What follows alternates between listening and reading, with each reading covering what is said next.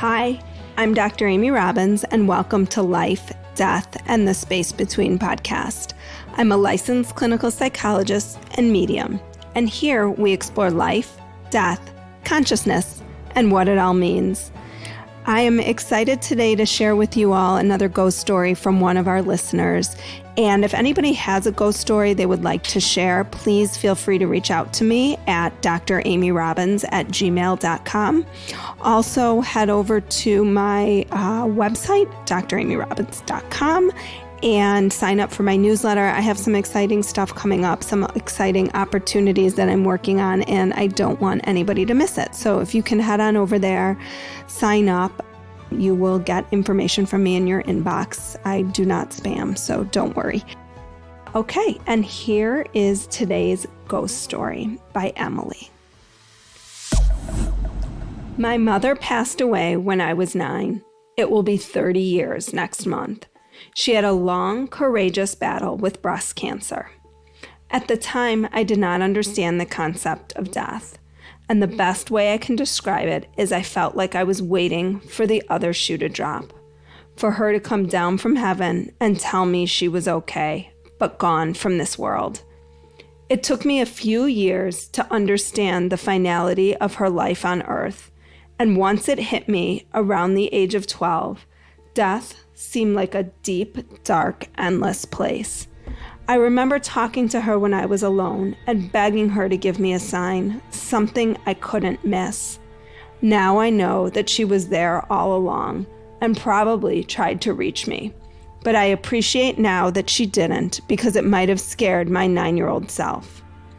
When I started to understand death at age 12, I was angry.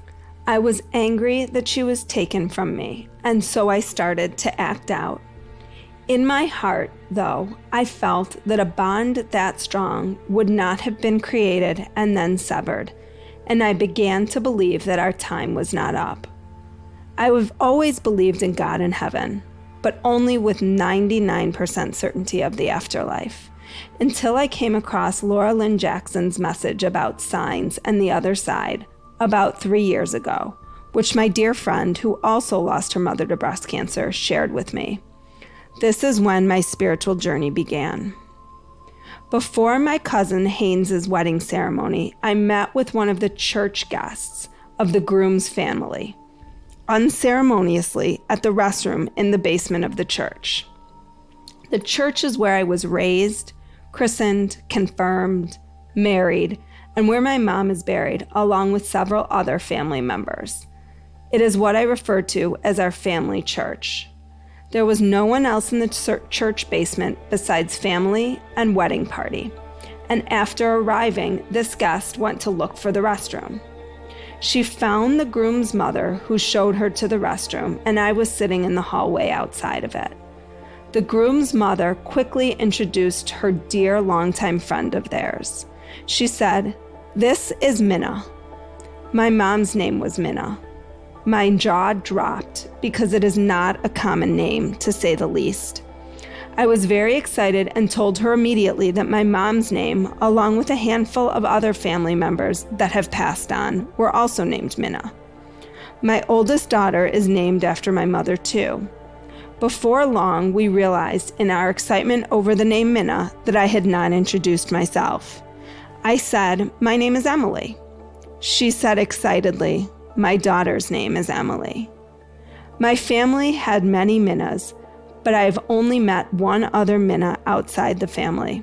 I have never heard of another Minna-Emily mother-daughter duo, and I would chance it to say there isn't a third. The location of our meeting at our family church was extremely significant in this encounter. I believed my mom worked hard to orchestrate our meeting at a place that is significant to me on a day of celebration and great importance to our family. I spoke to a medium. I've read as much as I could about signs and the other side. I discovered this podcast and surrounded myself with a small tribe of women who are also believers. We share messages of connection, light, and positivity on a regular basis. Now that my eyes are open to the other side, I receive messages all the time. Just the other day, I was driving in my hometown of Greensboro, North Carolina, and there was a very slow-going moped in front of me. I had to slow down right behind it and found myself feeling irritated at the slow pace of the driver in front of me until I saw the license plate. I gasped because the license plate was MAB5 plus some other numbers, and the 5 looked exactly like an S. Mabs was my mom's nickname and what everyone called her. I feel closer to her in my hometown, and she certainly sends me more signs there. It is the same place where I met Minna at my hometown family church. I would also be remiss not to mention that so much of my healing, understanding, and ultimately acceptance of my mom's death can be attributed to my dear father, who spent many teary nights in his own grief, helping me come to grips with the huge loss in both our lives. He is open-minded, kind, and was willing to explore my feelings around the loss. And for that, I am forever grateful. Signs are real. Make sure you believe them. Thank you so much, Emily, for sharing your story with us today. And again, if anybody has their own ghost story they wish to share, I try to feature about 1, maybe 2 a month. So please reach out to me, email me, DM me, and thanks for listening today. Like what you heard today and want to hear more? Wondering what comes next and what it all means?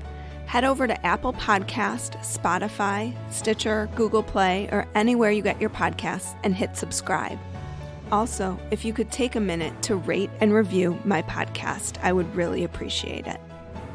Stay tuned as we continue to explore life, death, and the space between.